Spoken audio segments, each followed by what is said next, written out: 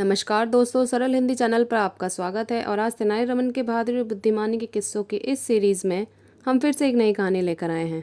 तो आइए सुनते हैं। एक बार की बात है, बहुत सारे चूहों ने विजयनगर के लोगों को परेशान कर रखा था। चूहों से छुटकारा पाने की बहुत कोशिशें की गई।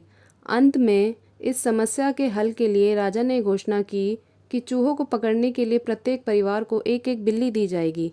बिल्ली की देखरेख का बोझ लोगों पर ना पड़े, इसलिए प्रत्येक घर को एक एक गाय भी दी जाएगी, जिससे कि उस गाय का दूध बिल्लियों को पिलाया जा सके। राजा का यह निर्णय तेनालीराम को पसंद नहीं आया और राजा को समझाने के लिए उसने एक योजना बनाई। तेनालीराम अपनी बिल्ली को पीने के लिए प्रतिदिन गर्म दूध देता। बिल्ली जैसे ही दूध पीती, उसकी जीभ बुरी तरह जल जाती। इसलिए बिल्ली ने धीरे धीरे दूध पीना ही छोड़ दिया। एक दिन राजा बिल्लियों का निरीक्षण करने के लिए शहर गए।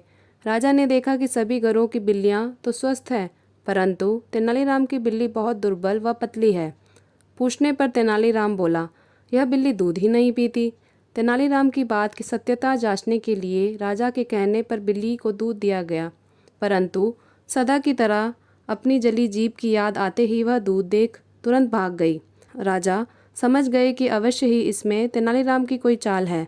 इसने अवश्य ही कुछ ऐसा किया है जिससे कि बिल्ली दूध को देखते ही भाग जाती है। वह क्रोधित होकर अपने सैनिकों से बोले, तेनाली को 100 कोड़े मारे जाए। तेनालीराम ने राजा की ओर देखा और बोला, महाराज, मुझे 100 कोड़े मारिए, मुझे इसका कोई दुख नहीं है, परंतु मैं यही सोचता हूँ कि जब मनुष्य को पीने के लिए उपयुक्त मात्रा में दूध उपलब्ध नहीं है, तब बिल्लियों को इस प्रकार दूध पिलाना उचित है। राजा को तुरंत ही अपनी गलती का एहसास हो गया। उन्होंने तुरंत आदेश दिया कि गायों के दूध का उपयोग बिल्लियों के बजाय मनुष्य के लिए किया जाए। आप सुन रहे थे तेनालीराम की कहानी बिल्ली के लिए गाय को, सरल हिंदी चैनल पर। धन्यवाद।